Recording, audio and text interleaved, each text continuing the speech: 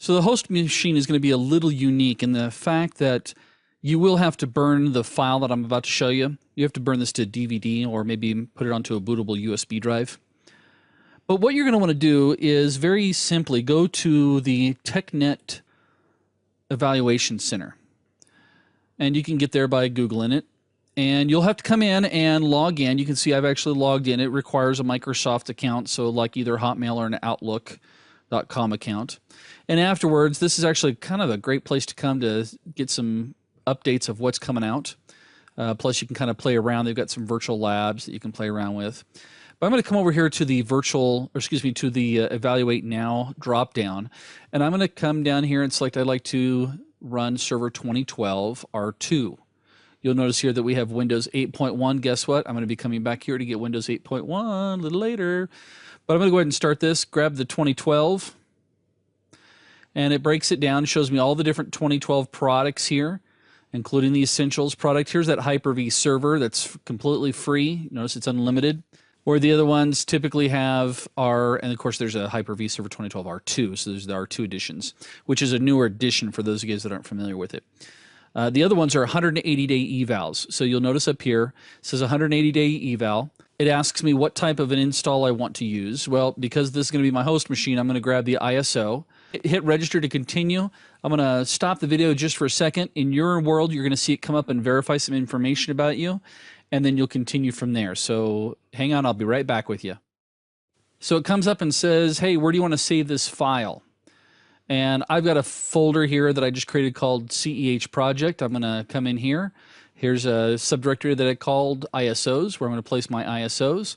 And I'm just going to give this a different name, though, because this could be really confusing for me. So I'm going to call this one Server 2012 R2 Trial.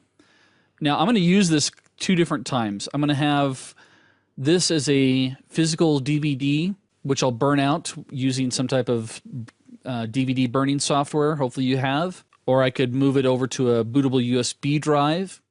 But then I'm also going to use it later because I want to have a virtual machine that's also running 2012. So I'm going to use this file twice. I'm going to go ahead and hit save. And that's going to start the download. Well, let's go, while we're here, let's go get the other source CDs. I'm going to come back up here and select I'd like to get Windows 8.1 Enterprise. Same thing comes up here. Looks like this is only a 90-day eval, but that's okay. I'm going to show you, remember, I'm going to show you a command that's going to allow you to reset the 90 days when it expires or when you get close to expiring. So you get another 90 days, and you can do that 3 times. Again, I'm going to continue to register, and again, I'm not going to show you. So hang on, I'll be right back with you. Okay, again, it's kicking me up and asking me where do I want to save the ISO. So I'm going to just highlight all this thing, and I'm going to make this easy to remember. I'm just going to call this Windows 8.1 Trial. So I'm going to hit Save, and we'll let that download. Okay, while those are downloading, I'm going to go ahead and grab Windows Server 2008 R2. The easiest way to do this is just do a simple Google search for, I usually do trial. You can see here, Server 2008 R2. In this case here, it's my first link up here. So I'm just going to click on it. Takes me to the download section.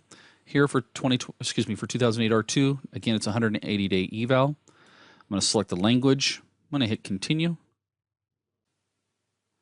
Again, it's going to ask me where do you want to save this. I'm going to call this one again Server 2008 R2 Trial. I'll let that download.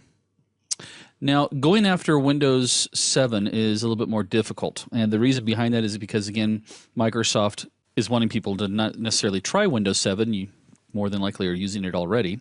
They'd prefer you to actually use Windows 8.1. So if I go back to that previous Google search,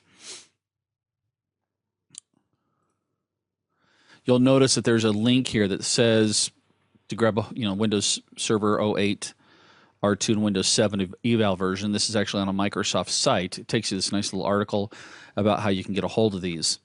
If you click on the link for Windows 7, it actually takes you to the eval center. and does not pull up Windows 7. It pulls up strictly the Windows 8 stuff because they've taken the 7 off.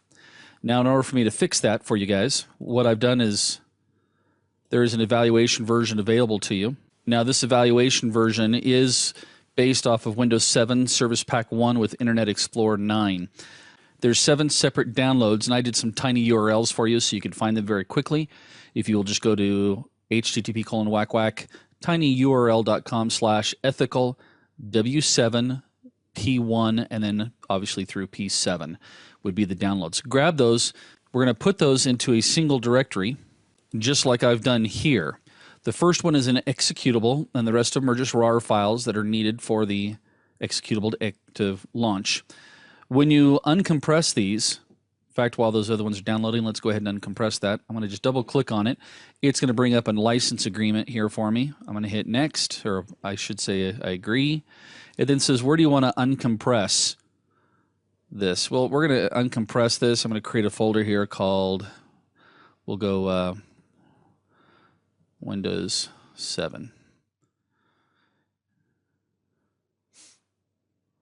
This may take some time to uncompress. So while that's uncompressing, I'm a multitasking type of guy.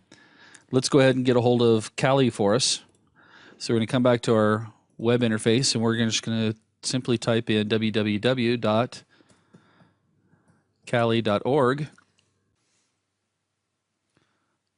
And this is the home page for Kali.